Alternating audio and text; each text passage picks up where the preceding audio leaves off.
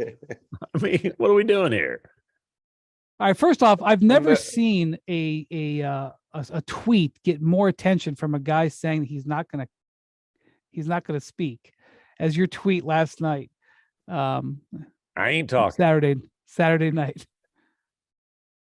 Listen, here's the deal. Which was Dillon Brooks saying, "I'm not talking." Saying I ain't talking.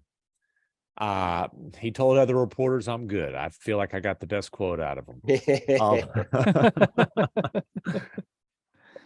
I am never, ever, ever going to tell an NBA player to shut his yapper. You got that right. Because the E and ESPN is entertainment, and I like staying employed. So I am all for him. Just yip, yap, blippity blap. But let's not act like the media had to poke and prod. Oh, dude, the way to get Dillon Brooks to pop off he was poking on his own. He said it himself. He was wearing sunglasses that you couldn't see through, with a jacket with no shirt on, and a giant DB chain saying, "I'm a poker bear." That guy LeBron James, he's not as good as he used to be. Like, yes, obviously he was doing that. He's old. And like Dillon he's picked fights with LeBron. He's picked fights with Draymond Green. Of course. He picked a fight with Donovan Mitchell, a literal fight. By the way, I found out today, I don't know how I missed this during the season, but Drew Hill from the Daily Memphian actually reported this. Remember when the Grizzlies security guard tackled Dillon to break that up? It was an incredible tackle. He broke his ribs. The security guard broke his ribs. Oh yeah, I remember. I remember that at the time. I missed that. But anyways, that's neither here nor there. He's villains with the refs. He got suspended for 2 games for technical fouls. But yeah, plus the game for hitting Donovan in the cojones, which honestly I was a little surprised that they didn't suspend him for this. I don't necessarily think he meant to hit LeBron in the nuts. Dillon definitely said he did not. But if I'm the Warriors, I'm like, hold on, we're considering track records and suspensions now, right? You mean the Lakers? Yeah. No, the Warriors. No, I see what you're saying. Because Draymond got suspended and this guy did. Yeah. Because the Warriors, like, look, this guy's got a track record, including breaking one of our guys' wrists last year, and he got suspended in last year's playoffs. But like the way to get Dillon Brooks to pop off usually is to press record. Like, you don't have to press his buttons; you just press the record button. Yeah, and he wanted the attention. He was not a big factor in game 2, but an hour after the game, he was all everybody was talking about because he wanted that. He made it that way. For sure. I love the bark. It's fun as hell. I am here for the bull stuff. But if you're going to do that, you can't play like crap the next game. And he was awful. He stunk. Well, forget that. Like, if you could have a bad game, what you can't do is yap away and then go, "I'm good," and like run off and not say anything. And then the next day say, "Oh yeah, the media makes me out to be a villain." Like, no, man. The reason people know who you are is because you've created this persona. And like, God bless you for doing it. Brian was on First Take the other day, and him and Stephen A are talking about Dillon Brooks for half an hour. Right. Like, there's the only reason Dillon Brooks is on First Take anybody's talking about. That's right. So this comes with it. You have to deal with the good and the bad. That's how it goes. It's about, like, the media and the fans have created this whole other persona for him. Dude, the other players you want to talk about his reputation. Ask other players in the league about him. Like, his reputation is, oh man, the Grizzlies' reputation, not just his. I mean, well, and that's the thing. But Dillon's reputation also it's like the chirpy front runner thing is certainly a Grizzlies. The perception of the Grizzlies when you talk to guys around the league. Yes, Dillon's reputation also is that he is to be polite, borderline dirty player, and borderline's being very polite. Like, you heard Donovan Mitchell when he got cup checked, like he basically just unloaded. You've heard what Draymond's had to say. Like, that's not media created. That's not, and that's why they threw him out of the game, because even if there wasn't intent on that thing, the referees knew that if they didn't, who knows what would have happened next. Yeah, and look, he made it about him and LeBron. He tried to like bait LeBron into this big, battle, and he also they created had that. kind of been on a run. What was the score? They had gotten it from like 30 down to like 12 15-ish or something. Like that. But he's 70 they were feet down from the 26 basket at the end of the that. first quarter, which was the largest first quarter deficit in NBA playoff history. And by the way, Wow. you know what? There's a couple things like the bigger Dillon Brooks picture is what's one reason that the Grizzlies stunk so bad in the first quarter? Because the Lakers are giving him email invitations, Well, they're treating him like the Knicks are treating the Cavs small forward. 100%. Like, hey, let this guy shoot. We're not worried about him making any shots. And if he shoots them, good for us. He was 3 of 13 in 19 minutes. And it's funny. I think he was only made 1 3. The 1 3 he made, I thought was the one bad shot he took. The rest of them were wide open because that's the design of the defense. Let Dillon Brooks shoot. Please, Dillon Brooks shoot. And so we've talked about his awful shot selection a lot. This wasn't an awful shot selection. It's just awful shooting. And like it's been at a point for a while now. They tried to upgrade at the trade deadline. They threw 4 picks at the Nets trying to get Mikal Bridges.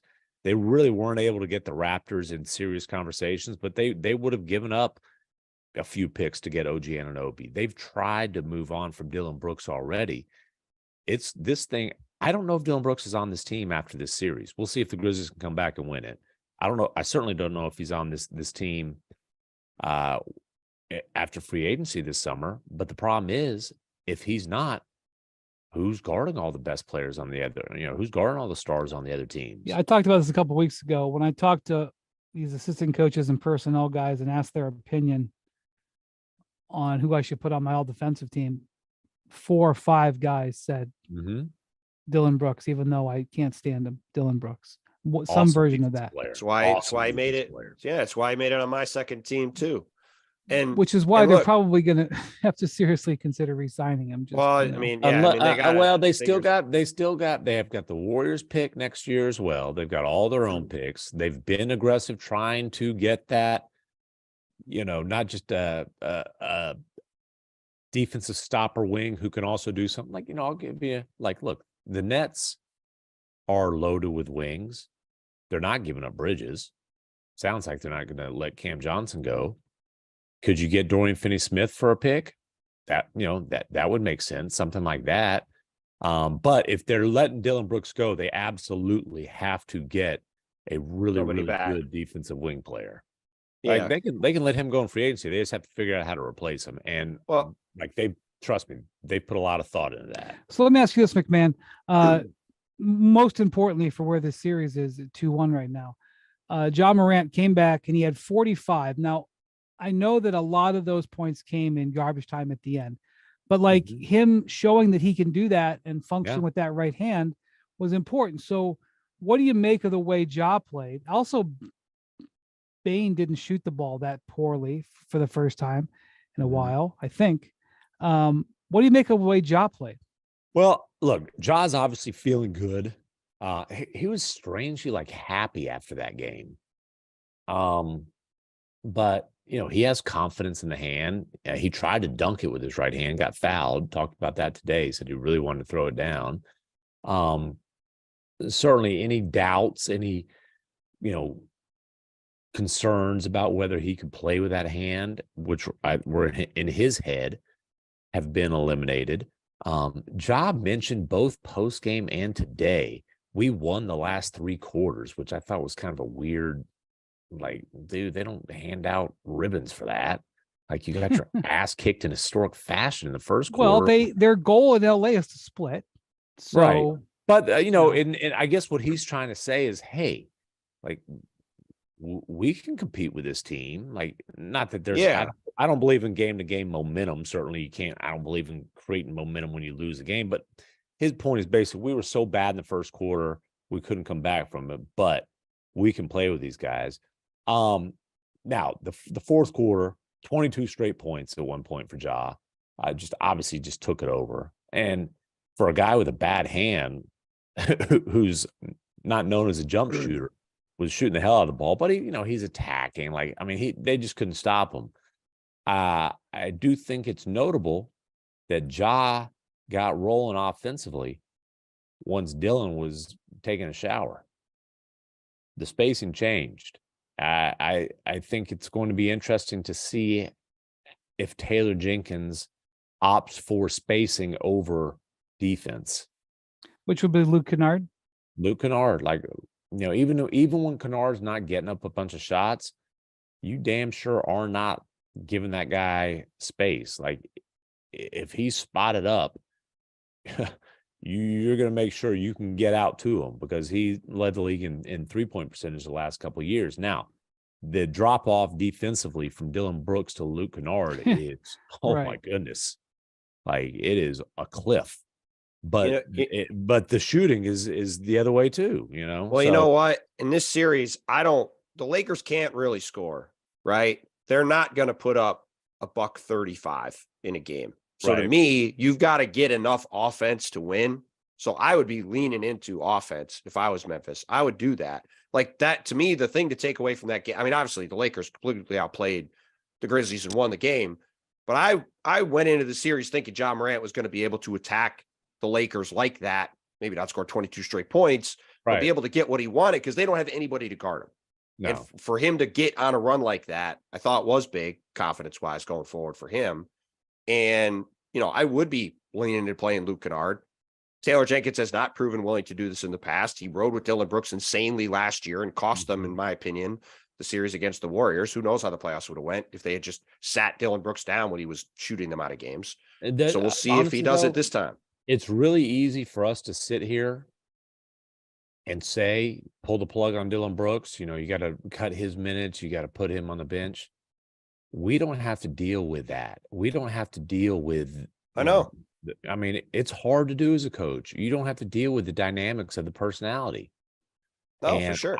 You know, Draymond Green, obviously, the way he handled coming off the bench, a reduced role, still played 31 minutes, but a reduced role.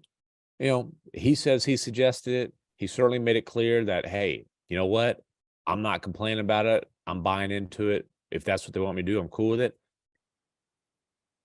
I'm not going to put words in Dillon Brooks' mouth, but I would understand the concern from the coach's perspective about how that might go over. Well, all right. Well, game 4 Monday night. Go ahead. I mean, no, I was just going to say, like, I mean, that's true, but at some point you are trying to win games. And like, you know, we saw this last year in the playoffs. Taylor Jenkins had DeAnthony Melton. He had other guys he could have gone to. He didn't do it. Grizzlies lost. Like you said, it was very clear when he left the court, the spacing changed. Things look different. I would think there needs to be a quicker hook personally, but like you said, it's easy to say that. You see how the Warriors have handled Draymond Green. See how the Grizzlies handled that Dillon Brooks. These situations are not always easy to deal with. But, you know, from between Dillon Brooks complaining, Ja Morant has made comments about people being unfair to the Grizzlies when he's the one who announced that we're fine in the West. Like, the Grizzlies are heading down a path really quick of being a team that just chirps a lot and doesn't win anything. There's a lot. There's been a lot of woe is me out of the Grizzlies, and it's you can't. It's the same thing as the Dillon Brooks thing. I love the chatter. It's great, right? But if you're going to chatter, then you got to take the incoming when it doesn't go well and not say, "Oh well, everybody's being mean." Yeah, and look, if they go from fine in the West to out in the first round, like, they will be a punchline. Yeah, that's just the fact of the matter. They have set themselves up where there's a lot of people around the league, and I'm not just talking about fans. I'm talking about executives, coaches, players, you know, on down. So a lot of people around the league who would love to see the Grizzlies get bounced in the first round. All right. Well, they need to split in LA, and Ja looked good. I think that's relevant as we go into Monday night.